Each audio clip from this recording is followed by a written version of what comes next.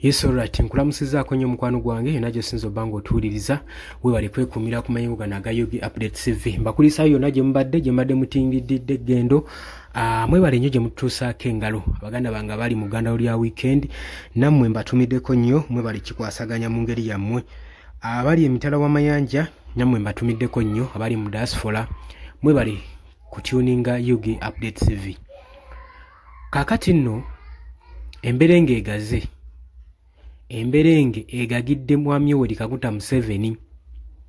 Newankubadde tujjukira bulungi nnyo amendment bill eya UPDF eya 2025 yayisibwa mu parliament. Naye newankubadde bayayisibwamu eba tennatuuka kubanga eri active paka Yoweri Kaguta Museveni ng'agitaddeko omukono. Kati bwe njogerera mu parliament yayisibwa naye tennaba kubanga eteekebwako omukono kufuulibwa active. Singa anagiteekako waati omukono kiba kitegeeza nti ba civilian bakutandika okubanga emisango bagiwe nnemba nagyo mu Supreme Court oba mu Martial Court ey'amagye. Oli ku Yogi Update TV gwatannatweyunga kukkirira wansi waliwo ekigambo subscribe kikondeko ojja kubanga osobola bulungi nnyo otweyungako. Kakati emberenge weegagidde waawano newankubadde Mwami Yoweri Kaguta Museveni yasobola okubanga mu parliament oludda olw'opposition aluggyako wiini ebintu bibadde tebinnaggwa.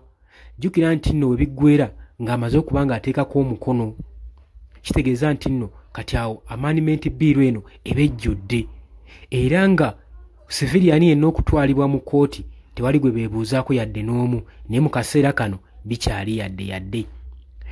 Kaakati ekitongole ekya United Nation kibiyingiddemu okusinziira ku source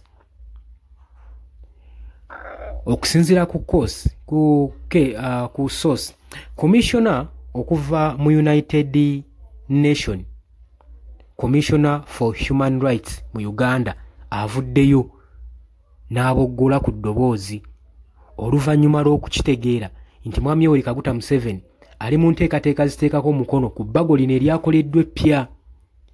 Wabula agamba newankubadde wiini wagifunye mu parliament tekakutanda n'oteekako omukono gwo okwakitinga UPDF amendment bill.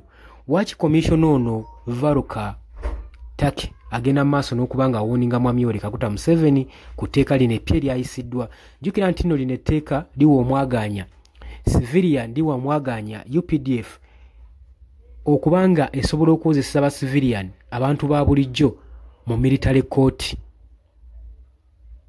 Kaakati commissioner for human rights mu kitongole ekya United Nation kino bakiganye, bamugambye kakutanda n'oteekako omukono gwo.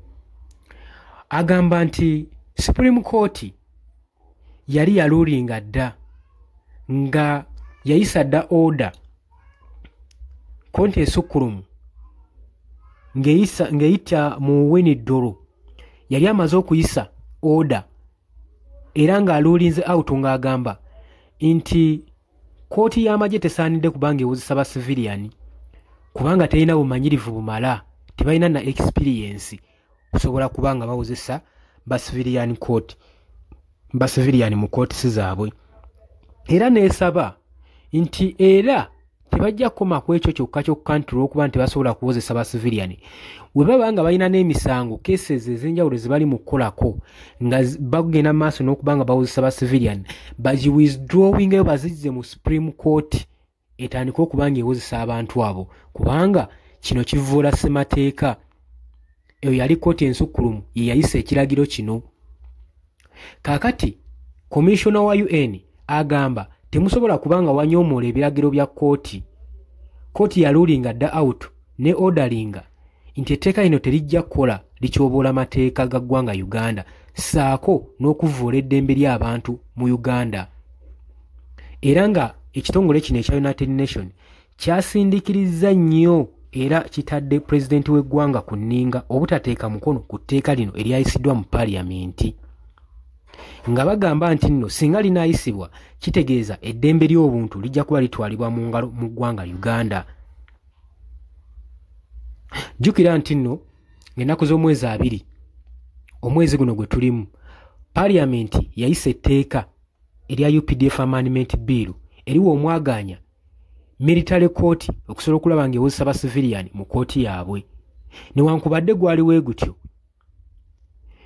kigambibwa nti etteeka lino lyapozingibwa nnyo ne oppositions nga bagamba nti no terina jurisdictions, terina kwegamba bisaanizo, amateeka tegaliganya kubanga liwozesa ba civilian oba kubanga liyisibwa mu Parliament.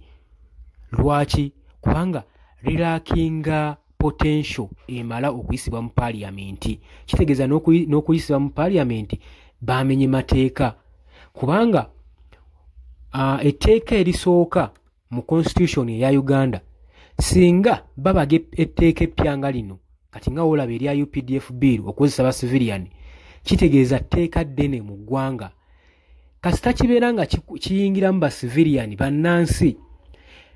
Kigambibwa nti gavumenti oba Parliament erina okuwa omwaganya ababaka okugenda mu maaso n'okuinterviewinga ba civilian nga babakolako interview saako ne consultation ku nsonga eno ebegenda oyisibwa mu Parliament, kubanga kikwatagana ku bo nangeri ki gye babeerawo mu ggwanga lyabwe.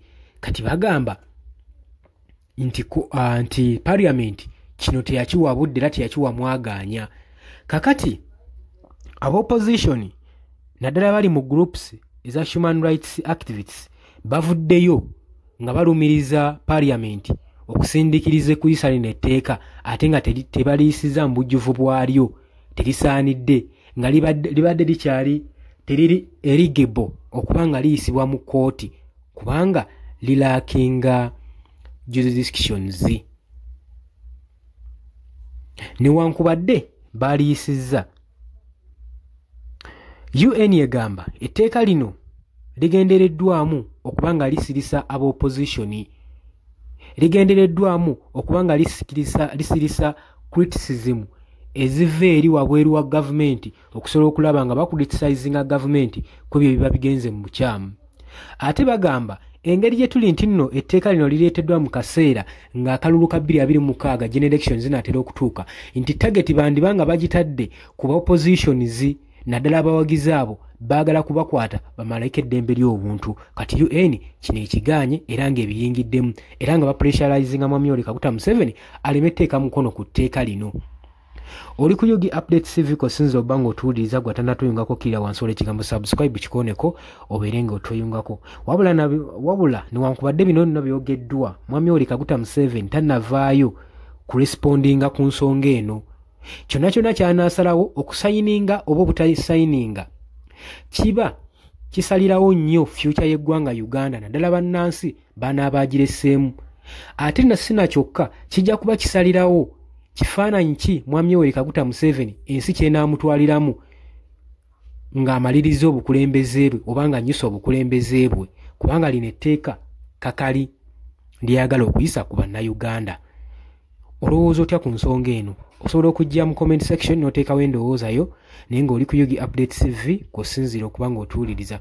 Abali mu diaspora, abali emitala w'amayanja, abali Katoman, Dubai, Saudi Arabia, mu namba tumiddeko nnyo mwebale kwekumira ku mayengo gano aga Yugi Update TV. Mbagala nnyo, mweraba.